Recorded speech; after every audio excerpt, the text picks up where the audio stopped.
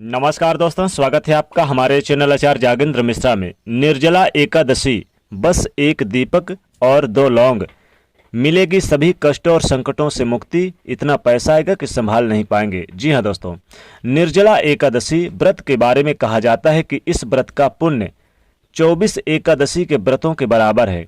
सभी व्रतों में एकादशी का व्रत सर्वश्रेष्ठ माना गया है, लेकिन जो निर्जला एकादशी का व्रत है वो सभी व्रतों से उत्तम और श्रेष्ठ है, और ये भगवान विष्णु जी को समर्पित है और माता लक्ष्मी जी भी प्रसन्न होती हैं साथ में। निर्जला एकादशी के व्रत में अन्न के साथ साथ जल का भी त्याग किया जाता है। निर्जला का मतलब रहता है कि जल भी ना लें। एकादशी का व्रत दशमी की समाप्ति और एकादशी की तिथि से ही आरंभ हो जाती है, और इस व्रत का समापन द्वादशी तिथि को किया जाता है। एकादशी के व्रत में पारण का सबसे ज्यादा महत्व होता है। इस बार की ये निर्जला एकादशी साल 2021 में 21 जून 2021 दिन सोमवार है। एकादशी के व्रत में पारण का सबसे ज्यादा महत्व होता है। मान्यता है कि यदि व्रत का पारण यानी कि समापन शुभ मुहूर्त में ना किया जाए तो इस व्रत के पुण्य फल की प्राप्ति नहीं होती है। जैसा कि हमने बताया कि इस बार की यह निर्जला एकादशी साल 2021 में 21 जून 2021 दिन सोमवार को मनाई जा रही है। तो अब इस दिन आपको पारण किस दिन करना है, व्रत कब से शुरुआत कर देना है और कब से शुरू होगी।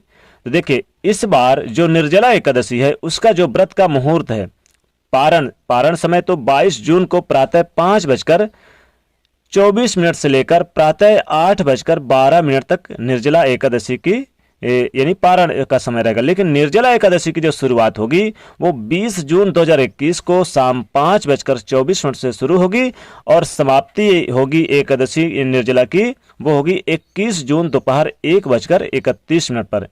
तो यानी कि 21 जून को ही ये मनाई जाएगी। व्रत वगैरह आप 21 जून को रख सकते हैं। चलिए अब जानते हैं कैसे करें पूजा। वैसे तो देखिए, ज्येष्ठ माह में 2 एकादशी होती है, एक कृष्ण पक्ष की और दूसरी शुक्ल पक्ष की। तो ये जो निर्जला एकादशी है ये शुक्ल पक्ष में आती है। माँ गायत्री का जन्मोत्सव, जिसको हम वेद माता गायत्री भी कहते हैं, जो भगवान सूर्य को समर्पित है। तो हिंदू पंचांग में गायत्री जयंती भी इसी शुक्ल पक्ष की एकादशी को मनाया जाता है, और निर्जला एकादशी का व्रत रखने से जीवन के हर कष्ट दूर हो जाते हैं। भक्त भगवान के समीप पहुंचने लगता है। एक पौराणिक कथा आती है कि पांडव एकादशी भीमसेनी या फिर भीम एकादशी के नाम से भी इसे जाना जाता है।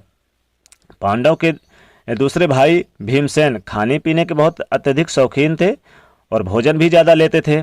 अपनी भूख को नियंत्रित करने में सक्षम नहीं थे, इसी कारण वह एकादशी व्रत को नहीं कर पाते थे। भीम के अलावा बाकी पांडव भाई द्रौपदी यहाँ पर एकादशी का व्रत नियम पूर्वक करती थीं। साल की सभी एकादशी व्रत करते थे ये लोग पूरी श्रद्धा से, सिर्फ भीमसेन को छोड़ के। भीमसेन अपनी इस लाचारी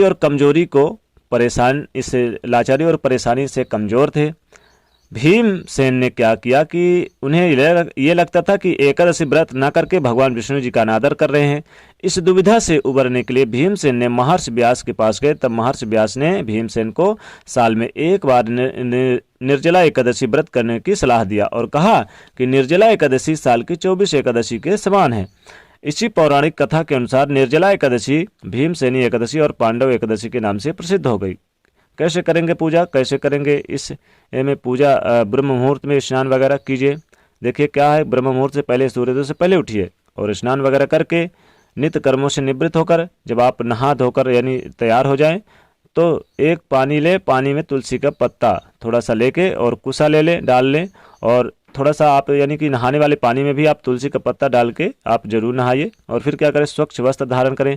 अब यहाँ से पूजा विधि शुरू करें। तो पूजा कैसे करेंगे ये हम आपको बताएंगे, लेकिन उससे पहले एक बात जान लें। सनातन धर्म में कई प्रकार के व्रत और त्योहारों के माध्यम से मनुष्य के नैतिक उत्थान और मार्ग को बताया गया है, और इन सब में एकादशी व्रत का महात्म्य सबसे ज़्यादा है।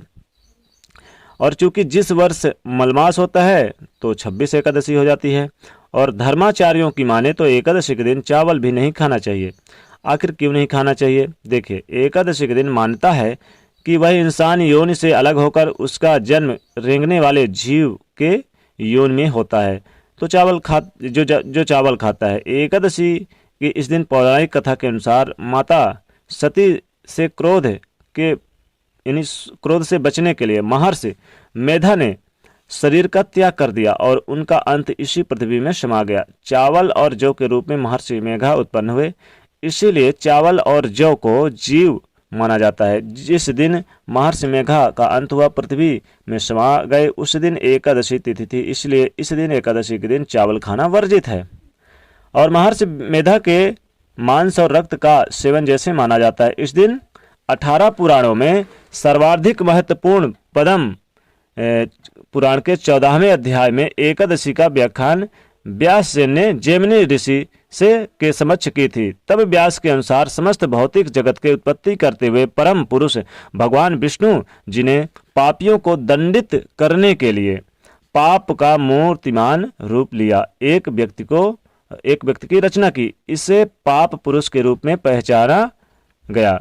पाप पुरुष के दोनों हाथ और दोनों यानी पाँव की रचना अनेकों पाप कर्मों से की गई थी। इसी वजह से पाप पुरुष को नियंत्रित करने के लिए यमराज की उत्पत्ति करके यानी कि नर बीज ग्रह की प्राणियों की रचना की, नरकी ग्रह प्राणियों की रचना की। अब चलिए जान लेते हैं कि कैसे पूजा करेंगे और चूंकि एक दीपक और 2 लौंग कैसे अर्पित करें ताकि भगवान विष्णु जी इस एकादशी के दिन प्रसन्न हो जाए और आपको मनवांछित फलों की प्राप्ति करें।